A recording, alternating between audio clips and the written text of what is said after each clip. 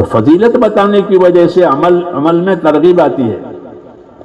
اس لیے ہمارا یہ کام میرے دوستو جس طرح نقل و حرکت کا ہے، اس طرح ہمارے پاس اپنے عملوں کا فضیلت کا علم ہونا چاہیے، تاکہ اپنے بچوں کو بھی سمجھانا ہو تو فضیلت سے سمجھاؤ.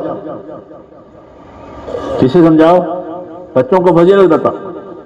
ہمارے حضرت جی کا، اب تو بڑے ہو گئے، وہ حضرت جی کے بیٹے ہیں، تو وہ چھوٹا تھا، وہ سب سے چھوٹا ہے وہ، تو وہ چھوٹا تھا، وہ ہمیشہ کھانا کھانے بیٹھتا تھا. حضرت جی کھا کے فارغ ہوتے تھے، پھر آپس میں باتیں کرتے تھے. تو ایک دن وہ پیالہ چاٹ رہا تھا، کھانا ختم ہو گیا، چاٹ رہا، اور پیالہ چاٹتے چاٹتے یہ کہہ رہا ہے کہ پیالہ چاٹیں گے تو پیالہ دعا دے گا، پیالے کو چاٹ لیں گے تو پیالہ دعا دے گا. یہ لوگوں سے کہہ رہا تھا وہ چھوٹا. وہ یہ بات اس کی صحیح ہے کہ جب آدمی پلیٹ کو، پیالے کو صاف کر لیتا ہے تو وہ پلیٹ اور پیالہ اس کھانے والے کو دعا دیتا ہے. جی ہاں، اس کو پلیٹ اور پیالہ دعا دیتا ہے. یہ فضیلت ہے کہ تجھے پلیٹ پیالہ دعا دے گا کہ تو نے مجھے صاف کیا، اللہ تجھے صاف رکھے. یہ فضیلتیں ہیں کہ جب آدمی فضیلت سنے گا تو اندر عمل کرنے کی ایک تڑپ پیدا ہوتی ہے. اس لیے میرے دوستو اپنے کام کو مضبوط کرنے کے لیے فضائل کا دھیان بہت ضروری ہے. ہم فضائل کے بغیر، ہمارے پاس کوئی دوسرا ہتھیار نہیں ہے، کوئی دوسرا سامان نہیں ہے. ہم ایک مسلمان کو کسی کام پر لگائیں گے تو فضیلت بتا کر لگائیں گے کہ بھائی تو نماز پڑھے گا تو تیری روزی میں برکت آئے گی. پکی بات ہے، کوئی پکی بات ہے کہ نماز صحیح ہوتی ہے تو روزی میں برکت آتی ہے، اخلاق سنور جاتے ہیں، دعا قبول ہوتی ہے. یہ نماز کے فضائل ہیں کہ نماز پڑھو گے تو نماز کے بعد دعا قبول ہوتی ہے، نماز کی وجہ سے روزی میں برکت آتی ہے، اور نماز کی وجہ سے برے اخلاق نکل جاتے ہیں، برائیاں نکل جاتی ہیں، صحیح اخلاق آتے ہیں کہ نماز برائیوں سے روکتی ہے. یہ نماز کی فضیلت ہے. تو جب فضیلتیں سناؤ گے تو امت میں طلب پیدا ہوگی. فضائل قرآن حضرت شیخ نے لکھی، فضائل قرآن، اور وہ پڑھی گئی دنیا میں. تو کتنے لوگوں نے جن کی زندگی انگریزی پڑھی ہوئی تو اپنے بچوں کو حافظ بنایا کہ حفظ پڑھنے کی اور حفظ کرنے کی یہ فضیلت ہے. تو ان کے گھروں میں بچے اور بچیاں حافظ ہو گئی، حالانکہ ان کی زندگی بہت اونچی تھی. کہ نہیں، تو اللہ رسول یہ کہہ رہے ہیں فضیلت. تو ان کے بچوں میں قرآن کا حفظ آیا، دین کا علم آیا. اس لیے میرے دوستو ہماری ترقی علم و ذکر کے ذریعے سے ہے. یاد رکھو، خالی پھرنا کافی نہیں ہے. پھرنا ضرور ہے لیکن خالی پھرنا کافی نہیں ہے، بلکہ علم و ذکر کے ساتھ پھرے. اور علم و ذکر کا مطلب یہ ہے کہ جو کام ہمارا ہو ہمیں اس کی فضیلت معلوم ہو کہ اس کام پر، کہ گھر میں سے نکل رہے ہو تو اپنے گھر میں سے نکلنے کا کیا طریقہ ہے کہ گھر والوں کو سلام کر کے نکلو، اگر وہ حاضر ہو جاگتے ہوں، اور دعا پڑھ کے نکلو کہ بسم اللہ توکلت علی اللہ ولا حول ولا قوت الا باللہ. یہ سنت کا کیا اثر ہے کہ اس سنت پر عمل کر کے گھر سے نکلا ہے تو ایک فرشتہ بشارت دے گا کہ اس سنت پر عمل کرنے کی وجہ سے ہدیت و کفیت و وقیت، 3 انعام کہ تجھے تو ہدایت ہو گئی اس دعا کی برکت سے، اور جس کام کے لیے جو جا رہا ہے وہ کام ہو گیا. اچھا، آدمی اپنے کام کے لیے آتا ہے گھروں سے تو وہ فرشتہ کہتا ہے تو نے دعا پڑھی ہے تو جس کام کے لیے نکلا ہے وہ کام سمجھ کے ہو گیا، اور تیری حفاظت ہو گئی راستے میں. ایک دعا پڑھنے کے 3 انعام.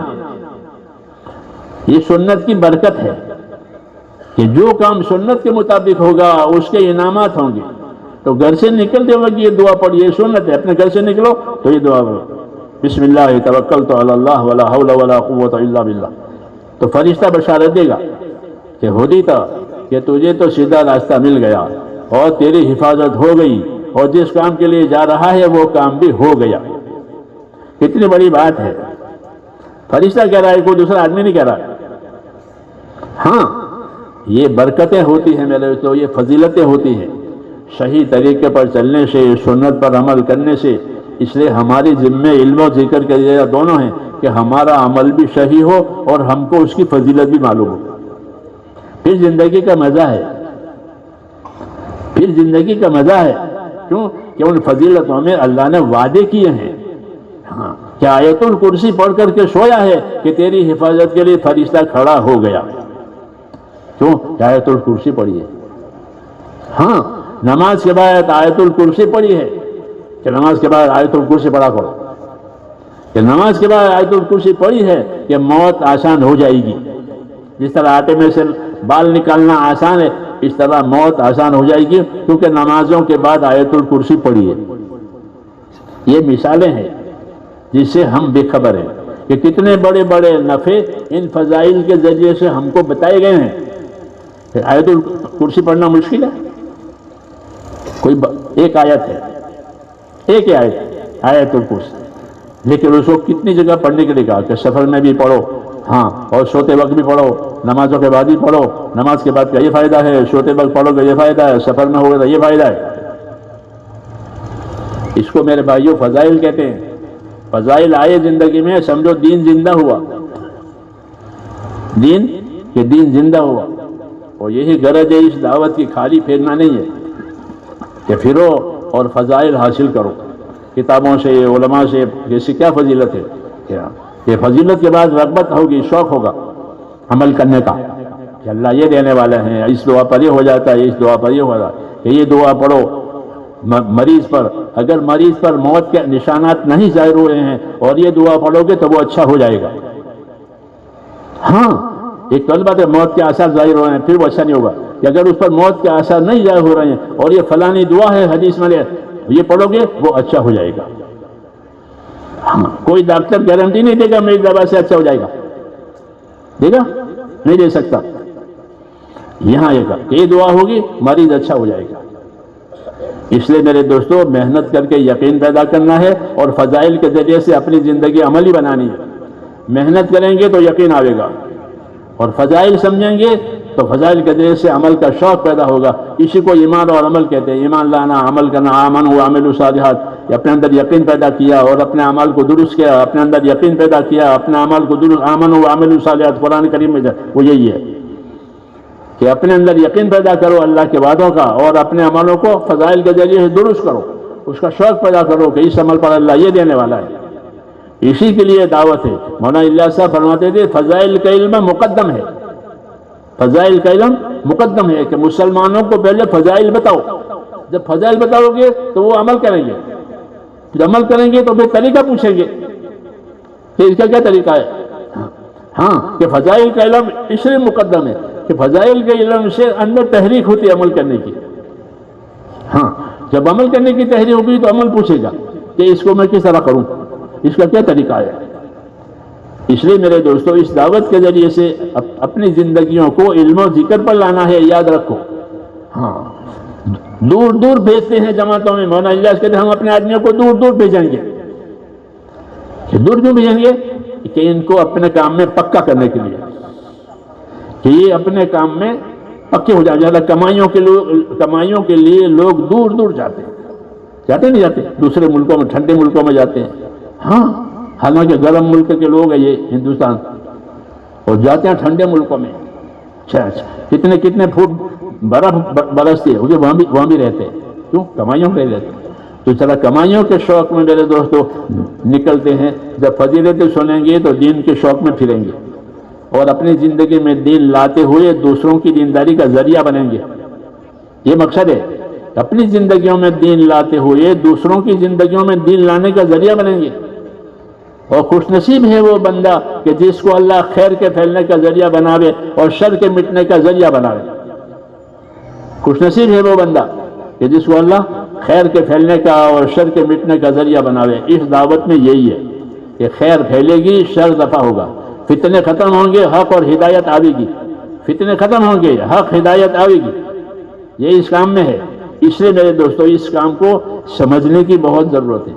ہاں، پھرنا اس لیے ہے تاکہ سمجھ میں پختگی آوے، اور پھر سمجھ کر اس کو اپنا کام بنا کر کریں کہ یہ وقتی نہیں ہے بلکہ یہ تو موت تک کرنے کا ہم کو حکم ہے کہ وَلَا تَمُوتُنَّ إِلَّا وَأَنْتُمْ مُسْلِمُونَ، کہ خبردار تمہاری موت اس حالت میں آوے کہ تم اللہ کی بات مانتے مانتے مر جاؤ، چھوڑتے نہیں، ہاں، مانتے مانتے مرو آخری حالت تک۔ وَلَا تَمُوتُنَّ إِلَّا وَأَنْتُمْ مُسْلِمُونَ، کہ خبردار تمہاری موت اس حالت میں آوے کہ تم اللہ کی بات مانتے مانتے مر جاؤ۔ اس لیے اللہ کی بات مانتے مانتے مرنے کا طریقہ یہی ہے کہ پوری زندگی اپنی دین والی بنائیں۔ حضرت عمر فرماتے تھے جیسی زندگی گزارو گے ویسے مرو گے، اور جیسے مرو گے ویسے قبروں سے اٹھو گے۔ یہ طریقہ ہے کہ اپنی زندگی دین والی بنانا۔ ہاں، اس کے لیے ایک راستہ یہ ہے کہ اللہ کے راستے میں ایسے پھریں کہ دین زندگی میں آ جائے۔ ہاں، اپنے گھروں میں سے، بچوں میں سے، کاروبار میں سے باہر نکل کر ایسے پھریں اور ایسے رہیں کہ زندگی یقین والی، عمل والی، اخلاص والی، تقوی طہارت والی بنے۔ ہاں، کہ مسلمان تو تقوی طہارت والا ہوتا ہے، یعنی اللہ کے ساتھ اللہ سے ڈرنے والا، گناہوں سے، نجاستوں سے اپنے آپ کو پاک رکھنے والا۔ مسلمان بے وضو نہیں ہوتا۔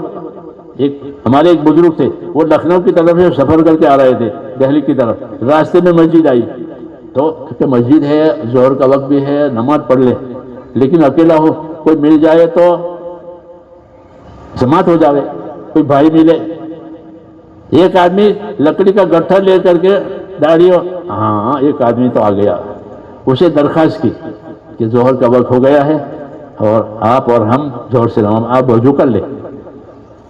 اس نے کہا میرا وضو ہے، یہ کہا کہ میرا وضو ہے، اور مسلمان تو بے وضو ہوتا نہیں،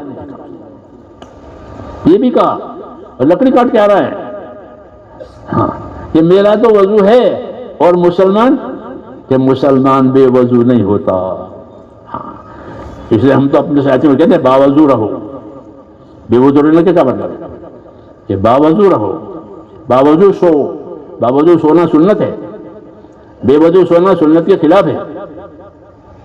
ہاں، ہماری زندگی تو ہے سنت پر، کھانا ہو، سونا ہو، کمانا ہو۔ جی ہاں، یہی دعوت کا مقصد ہے کہ دعوت ہم کو سنت پر لے جائے گی، اور سنت کے بغیر نجات نہیں ہے، سنت پر نجات ہے، سنت پر نجات ہے۔ اس لیے اس کو سیکھنا ہے اللہ کے راستے میں نکل کر کے، کہ ہماری زندگیاں کہ سنت والی بنے، آخرت والی بنے۔ ہاں، اس کے لیے وقت لگانا ہے، اور صحیح وقت لگانا ہے۔ تو اس کے لیے آپ حضرات تیار ہیں؟ کیوں بھائی، کون کون تیار ہے؟